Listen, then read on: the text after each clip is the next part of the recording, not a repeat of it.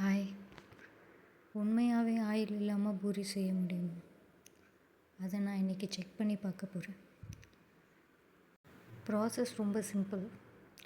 எப்பவும் போல் மாவை தேய்ச்சி அதை பாயில் வாட்டரில் போட்டு அதுக்கப்புறம் அதை எடுத்து ஏர் ஃப்ரையரில் வைக்கணும். நம்மக்கிட்ட ஏர் ஃப்ரையர் இல்லாத காரணத்தினால நம்ம இன்றைக்கி ஓடிஜியில் ட்ரை பண்ணி பார்க்கலாம். அவங்க சொன்னது போல் மாவை தேய்ச்சி பாயில் வாட்டரில் போட்டாச்சு. போட்டதும் மாவு அடியில் போயிடுச்சு.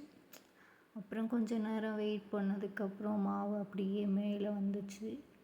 மேலே வந்ததுக்கப்புறம் அதை எடுத்து அவனில் வச்சிட்டேன். அவனில் வச்சு ஃபர்ஸ்ட் ஒரு 10 நிமிஷம் செட் பண்ணேன். 10 நிமிஷம் செட் பண்ணி எனக்கு நம்பிக்கையே இல்லை. ஏன்னா அது ஃப்ளாட்டாகவே இருக்குது. கொஞ்சம் கூட அது ஒரு இம்ப்ரூவ்மெண்ட்டும் இல்லை அதில். ஸோ கண்டிப்பாக வராது அப்படின்னு தான் நான் நினச்சிட்டு இருந்தேன். அப்புறம் திடீர்னு ஒரு கார்னரில் லைட்டாக பபிள் மாதிரி வந்துச்சு. அப்படியே லைட்டாக வீங்க ஆரம்பிச்சது.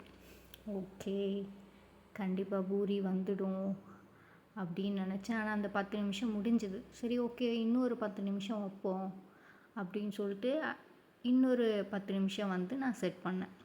செட் பண்ணதுக்கப்புறம் ஃபுல்லாக அந்த பூரி மாவு வச்சோம் இல்லையா, அது ஃபுல்லாகவே குட்டி குட்டி பபுள்ஸாக நிறைய பபுள்ஸ் வந்துச்சு. அப்போ கண்டிப்பாக பூரி வந்துடும் அப்படின்னு தான் நான் நினச்சிட்டு ஓகே அப்படின்னு சொல்லிட்டு வச்சிட்டே இருந்தேன். ஆனால் 20 மினிட்ஸும் முடிஞ்சது.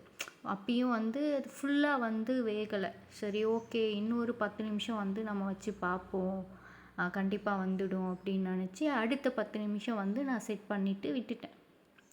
அடுத்த 10 நிமிஷமாக நான் வெயிட் பண்ணிகிட்டே இருக்கேன். அந்த சைடில் ஒரே ஒரு பபுள்ஸ் பெருசாக வந்துச்சு பார்த்தீங்களா, அதோடு சரி. அதுக்கப்புறம் உள்ளுக்குள்ளே நிறைய சின்ன சின்ன பபுள்ஸ்லாம் இருந்துச்சு. அது பெருசாக ஆகிடும்னு நான் நினச்சேன். ஆனால் அது பெருசாகவே இல்லை, அப்படியே இருந்துச்சு. சரி, ஓகே, ட்ரை பண்ணிட்டோம், அது வருதா இல்லையா கடைசி வரைக்கும் செக் பண்ணிவிடுவோம், 10 நிமிஷம் தானே அப்படின்னு சொல்லிட்டு டோட்டலாக ஒரு 30 மினிட்ஸ் வச்சாச்சு. 30 மினிட்ஸ் வச்சு எடுத்ததுக்கப்புறம் பூரி வந்துச்சா இல்லையா, அதை நீங்களே பாருங்கள்.